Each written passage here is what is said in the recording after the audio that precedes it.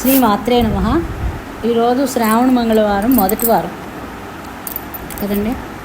అందుకే అందరూ చక్కగా కొత్త పెళ్లి కూతుర్లు, ముందు పెళ్ళైన వాళ్ళు అందరూ ఎంతో చక్కగా పూజ అది చేసుకుంటారు. మంగళగౌరి నోము ఇదేంటంటే సౌభాగ్యం కొరకు చేస్తారు. అయితే నేను ఇంట్లో పూజ చేసుకొని మా వాళ్ళందరితో కలిపి అదే అందరూ ఇచ్చిన ఇది తీసుకుందాం, వాయినం తీసుకోవడానికి కానీ అందరం కలిసి వెళ్ళామండి. ఒక 10 మంది 12 మంది ఉంటాం మొత్తం. అలా తీసుకొని వచ్చాం. అయితే అక్కడ అందరూ చూసారా, ఇలాగా పారాణి పెట్టి పసుపు రాసి పారాణి పెట్టి చక్కగా మంగళగౌరి వ్రతం చేసినప్పుడు కాటిక పడతారు కథ చెప్తున్నప్పుడు. ఆ కాటికి ఇచ్చి గంధం రాసి బొట్టు పెట్టి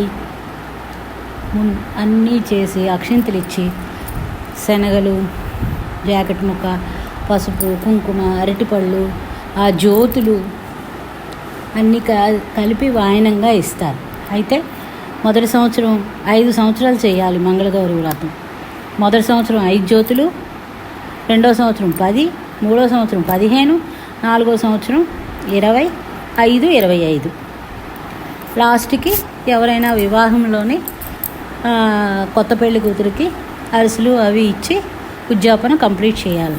అది దీని తాలూకా ప్రొసీజర్ అన్నమాట.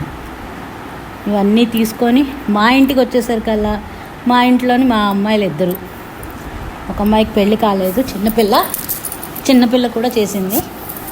ఒక అమ్మాయి అంటే బావగారు కూతురు, మరిది కూతురు, వీళ్ళిద్దరు. చక్కగా వీళ్ళిద్దరి చేత కూడా నేను వాయినం తీసుకున్నాను. ఫుల్ హ్యాపీగా అయింది ఈసారి. శ్రీ మాత్రే నమః.